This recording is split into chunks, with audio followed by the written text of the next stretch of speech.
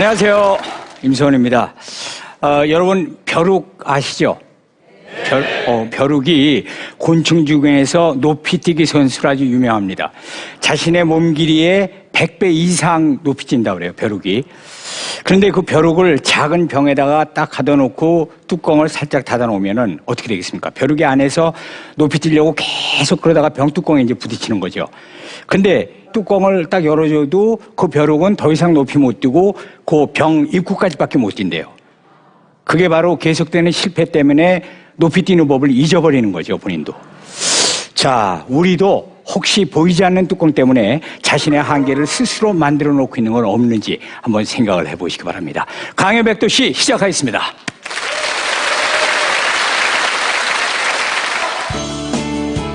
청각장애 아들을 키우며 독서 치료사가 된 엄마 라현주. 4살이 될 때까지 제대로 말을 하지 못했던 아들.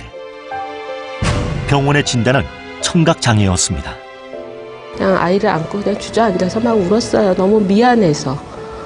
안 들리는 것 때문에 불안하고 힘들어하고 있었다는 거를 부모가 돼서 몰랐다는 것만으로도 너무 미안해가서 그냥 창피한지도 모르고 엉엉 울었었을 것 같아요.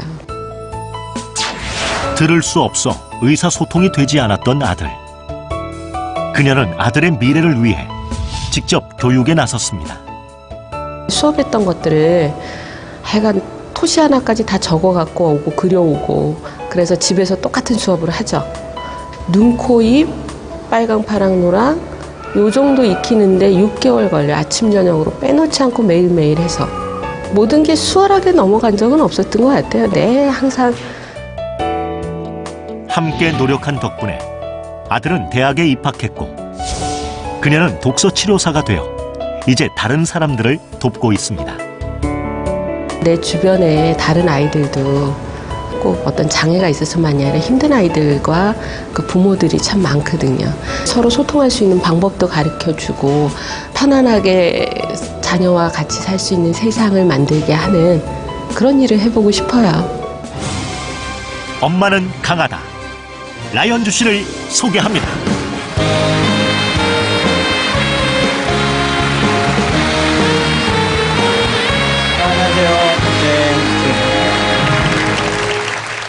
인상이 밝으셔서 처음 뵙는 분들은 그렇게 힘든 시간을 겪은 분 같지 않다 이렇게 생각하실 것 같아요. 아유, 감사합니다. 네, 그런 얘기들도 많이 하시죠? 가끔 들어요. 가끔. 네. 근데 오늘 그 강연하실 그 주제가 엄마도 잘한다라는 그런 주제가 되겠어요. 어떤 얘기일까요? 네. 그러니까요. 저보고 다시 그 시절로 가라고 하면 극구 사양을 하겠습니다. 네. 그런데 또 그 시간들이 저를 변화시키고 성장시키는 시간들이 됐던 것 같아요. 네. 그래서 그 이야기를 해보려고요. 네. 엄마도 이렇게 자랐습니다. 그 사이에 또 성장을 하셨습니다. 자, 지금부터 얘기를 시작하겠습니다. 부탁드립니다.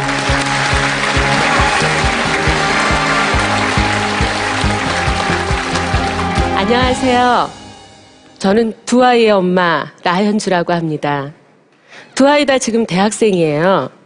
그런데 큰아이인 아들이 선천성 청각장애를 갖고 있어요. 제가 여기까지만 얘기해도 많은 분들이 그러시더라고요. 아휴, 고생 많으셨겠어요. 얼마나 힘드셨어요. 하고 위로들을 해주세요. 그런데 또 한편으로는 그 시간들이 저를 변화시키고 성장시켜주는 시간들이었어요. 그리고 또 아이러니하게 너무 행복했던 시간들이었고요. 이상하죠? 예, 지금부터 저와 제 아이의 가장 행복했던 시간과 기억들에 대한 이야기를 시작해 보겠습니다.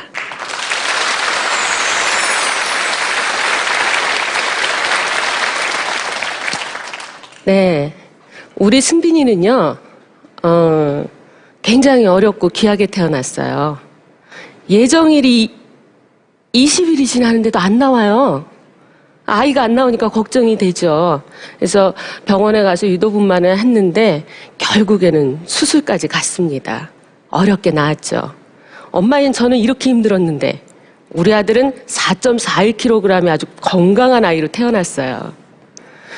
그리고 승빈이가 태어나고 나서 바로 다음 해에 저희 둘째 아이인 딸 현빈이가 태어났습니다. 그런데 우리 승빈이가 말이 좀 늦더라고요. 처음에 승빈이만 있을 때는 첫 아이라 잘 몰랐어요. 근데 둘째인 우리 딸 현빈이가 크는 걸 보니까 얘는 돌도 안 되는데 엄마 아빠하고 또 좀 지나니까 막 단어들을 하고 좀 있으니까 노래도 하더라고요. 근데 승빈이는 아직 엄마 아빠도 알아들을 수 없게 해요. 이건 좀 늦는 게 아니라 많이 늦는구나 라는 생각을 갖게 됐죠. 그렇게 아이가 한 3살쯤 되니까 이 말로 표현이 안 되니까 이게 행동이 먼저 나서는 거예요. 문제는 또래 아이들하고 마주칠 때였어요. 우리 아들은 놀고 싶죠. 그러니까 아는 체를 해야겠는데 부를 수 없으니까 가서 몸으로 부딪혀요. 그냥 밀기도 하고 때리기도 하고 반가움의 표시였지만 다른 사람들 입장에서는 쟤가 폭력적이야, 너무 난폭해 하는 인식들을 갖게 되더라고요. 그러다 보니까 우리 승빈이 딱 나타나면 엄마들이 자기 아이들 데리고 다 앞집으로 들어가요. 굉장히 마음이 아프더라고요. 그러다가 우리 승빈이가 3돌 지나서 4살쯤 됐을 때 병원 진료를 받아보기로 했어요. 청력 검사를 하고 나서 검사하시는 선생님이 그러세요. 많이 나쁘네요. 힘드셨겠어요. 저는 그 얘기를 듣는 순간 앞이 캄캄하더라고요. 의사 선생님은요, 청각장애라는 걸 진단을 내리시면서 그냥 보청기 끼고 특수교육 받으셔야 합니다 하고 아무렇지도 않게 얘기를 하세요. 우리 부부는 바로 다른 병원에 예약을 했어요. 그때부터 병원 순례를 하기 시작했어요. 근데 가는 데마다 결과가 똑같아요. 어쩌겠어요. 현실을 받아들여야죠. 일단 제일 시급했던 거는 우리 아들 승빈이가 세상을 살아갈 수 있게끔 교육을 해야 된다는 게 최선의 목표가 된 거예요. 제일 시급한 게 이제 보청기를 끼는 일이었어요. 아이가 태어나서 처음으로 소리를 듣게 돼요. 보청기를 끼면. 그러면 놀래서 보청기를 빼서 던지거나 버리거나 이런 과잉 반응들이 나올 거라고 미리 이렇게 우려를 해주시는 분들이 계셨어요. 그래서 승빈이를 제 무릎에다 앉히고 꼭 끌어안았어요. 그 의사 선생님께서 보청기를 끼워주시고 볼륨을 딱 올리는데 승빈이가 굉장히 부산스러운 애거든요. 그런데 한순간 딱 멈춰요. 숨이 멎은 것처럼. 한 30-40초 정도는 그 멈춘 상태로 꼼짝도 않고 앉아있는 거예요. 그러더니 벌떡 일어나서 제 무릎을 박차고 내려가더니 주변에 보이는 사물이란 사물은 다 두들기기 시작해요. 그러더니 좀 있다 아이가 환해져요. 표정이. 처음으로 소리를 느꼈나 봐요. 제가 주저앉아서 아들을 끌어안고 얼마나 울었나 몰라요. 부모가 돼서 자식이 듣지 못한다는 것도 몰랐다는 게 너무 미안했고요. 듣지 못해서 그 세상이 얼마나 두렵고 힘들었을까를 생각하니까 정말 못난 부모 같아서 너무 미안했어요.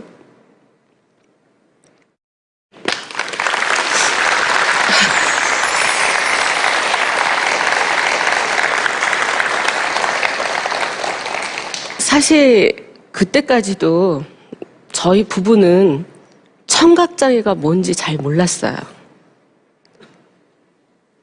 그래서 보청기만 끼워주면 소리만 들리면 모든 게 해결될 거라고 생각을 했거든요.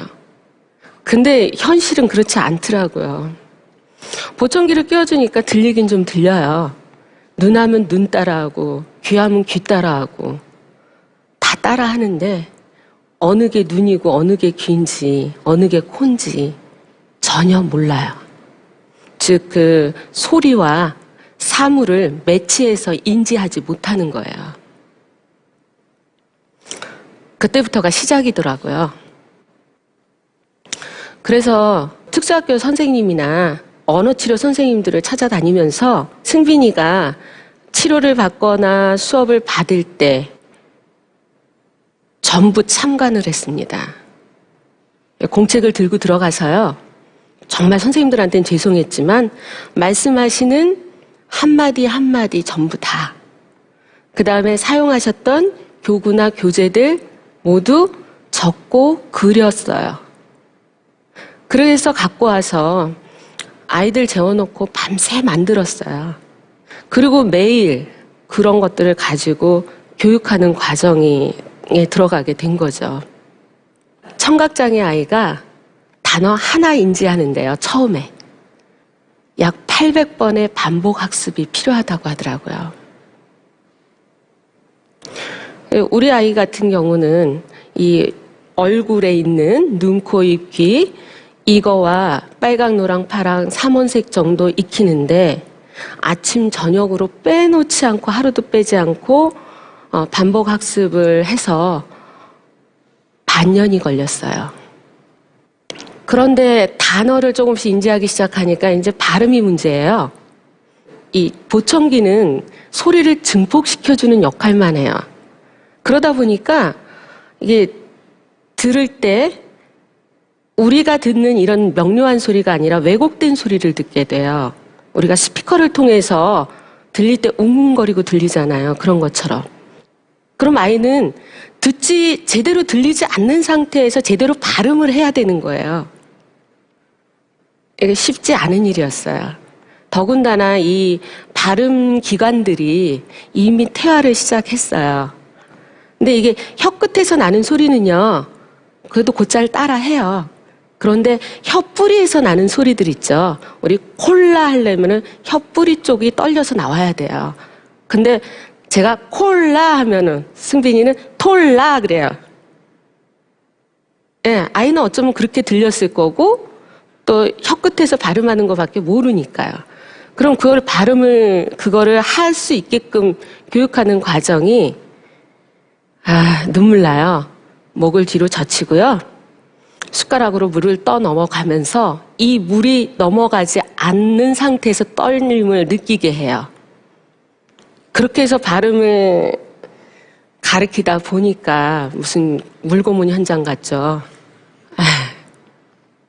지금은 웃겨요. 그때는 울었어요. 애도 울고 저도 울고. 그런데 그렇게 교육하던 때 5살 한 중반쯤에 여름에 장마철이었어요. 어느 날. 아이가 나갔다가 그래서 엄마 하고 뛰어들어와요. 왜? 그랬더니 엄마 비 와 그러는 거예요. 너무 놀라서 너 다시 해봐. 그러니까 엄마 비 와 너무 능청스럽게 얘기를 하는데 그건 우리 승빈이가 세상에 태어나서 처음으로 한 문장이었어요.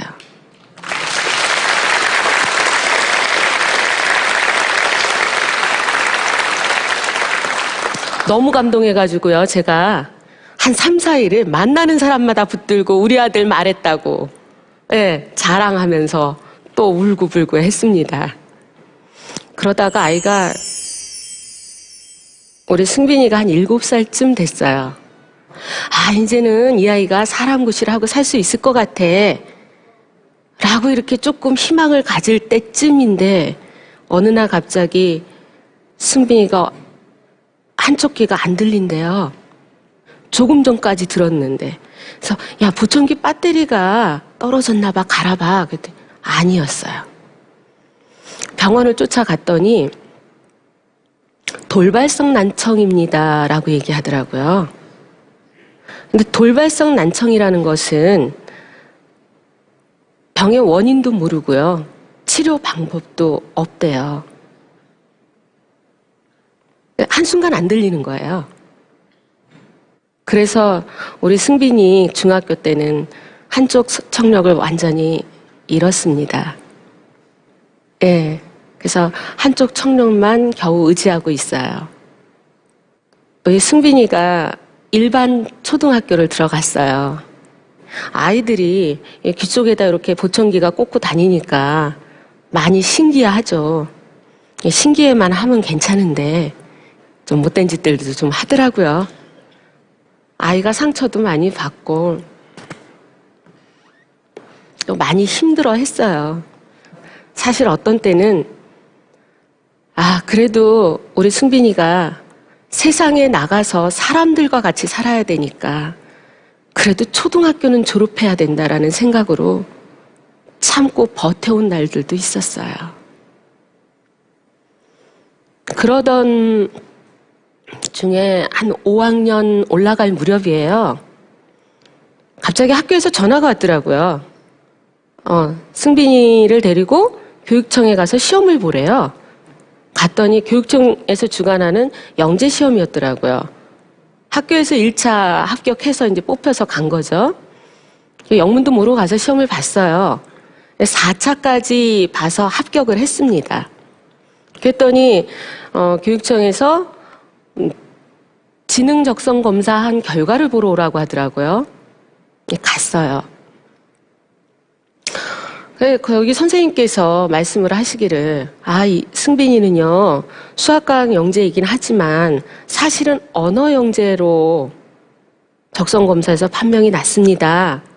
라고 말씀을 하시는 거예요. 너무 놀랐어요.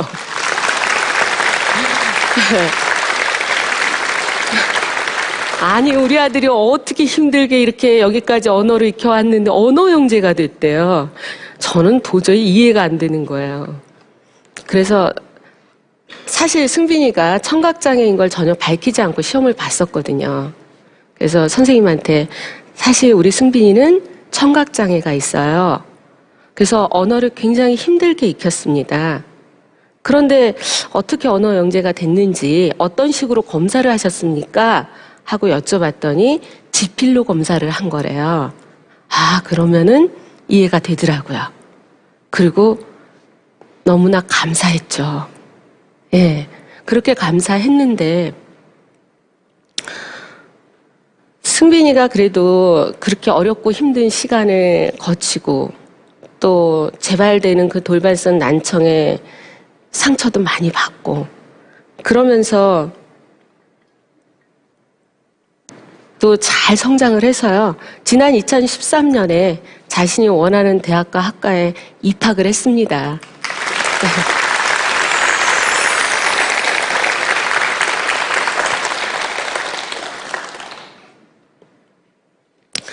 물론 우리 승빈이가 대학에 갈 때까지 저한테도 많은 변화가 있었어요.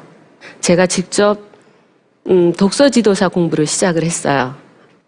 그렇게 시작을 했다가 5학년 때 언어 영재입니다 하는 말을 듣고 자신감이 생겼죠. 나의 교육 방법이 그래도 우리 아이를 이만큼 성장시켰구나. 그렇다면 다른 아이들에게도 도움이 되지 않을까? 그래서 나이 40에 대학교에 진학을 했습니다. 예. 그래서 지금은 많은 아이들과 학부모님들에게 독서 논술과 그다음에 독서 치료, 인지 치료 등을 하고 있습니다.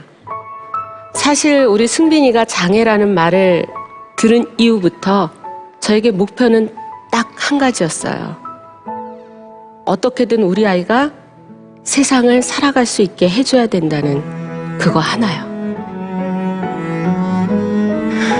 그 목표를 위해서 달려가는 동안 사실 저희 남편과 딸아이의 도움이 굉장히 컸습니다. 그 덕분에요, 우리 아들은 이제는 비행기를 설계해보고 싶다는 꿈을 가진 21살의 어엿한 대학생이 됐어요. 네. 승빈이가 초등학교 1학년인지 2학년인지 그맘때쯤 어버이날도 아니고요. 스승의 날 편지 한 장을 주더라고요. 거기에 이렇게 적혀 있었어요. 엄마, 제가 노력할 수 있게끔 가르쳐주고 도와주셔서 고맙습니다. 저 지금요, 그 편지에 대한 답장을 좀 해보려고 해요. 아직 답장 못 해줬거든요. 승빈아, 현빈아, 너희들이 있어서 엄마가 이 세상을 최선을 다해 살 수 있었고, 그리고 겸손한 눈으로 세상을 바라볼 줄도 알게 됐어. 엄마 키 이렇게 크게 해줘서 고맙고, 그리고 너희들이 엄마의 아들, 딸로 태어나줘서 정말 고마워. 지금까지 저의 이야기를 들어주셔서 감사합니다.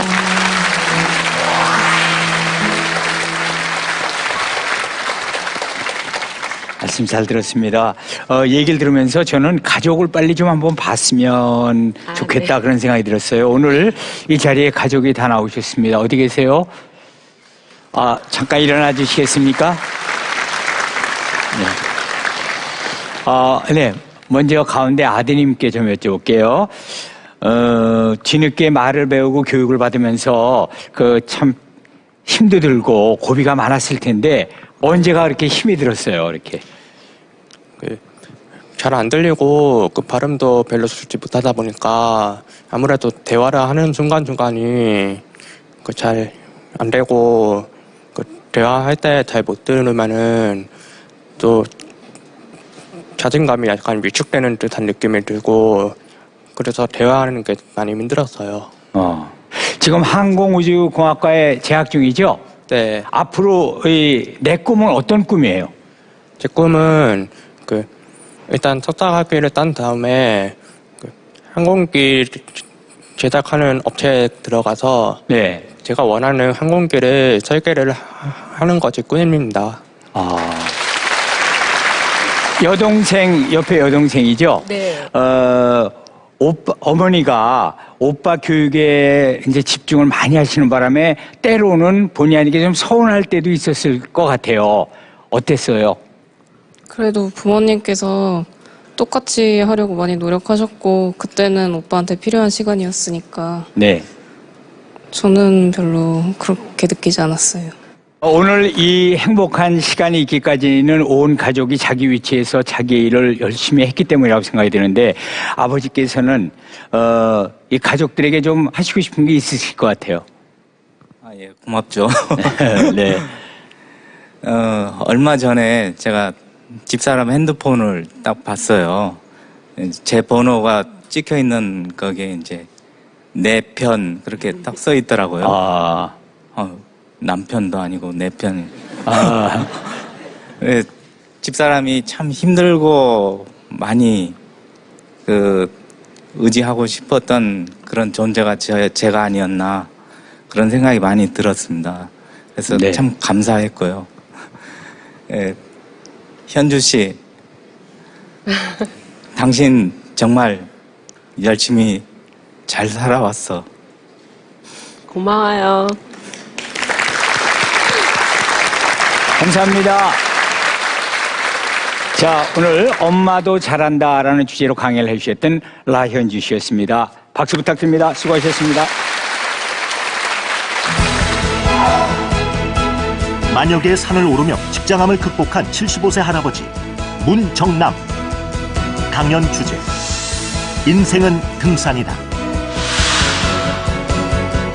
외국인 최초로 대학 기숙사 회장이 된 유학생 아폴라비 아누.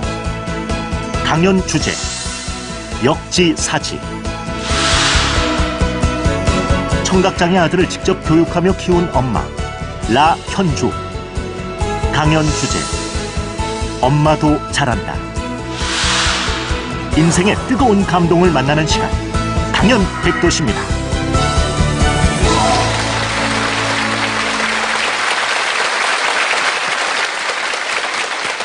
자, 오늘 세 분의 또 강연하신 분을 이렇게 모셨는데요.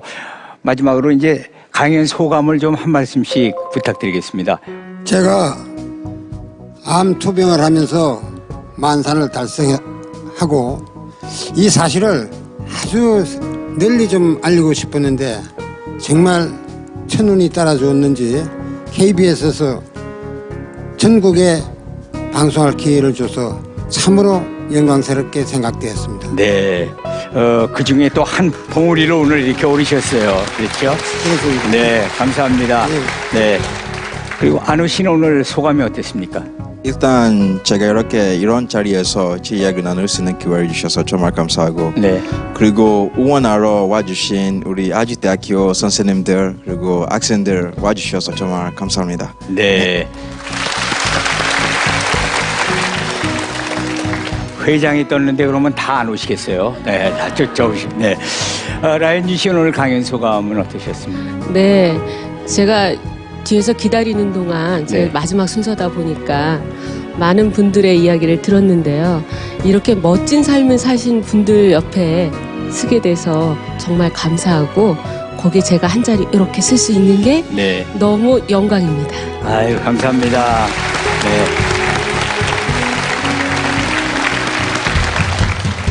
자, 시청자 여러분 오늘 어떠셨습니까? 여러분께서 오늘 하나가 더 성숙한 그런 단계가 되셨기를 바라면서 강영배 도시 다음 주에 또 더 특별한 얘기로 모시겠습니다. 감사합니다.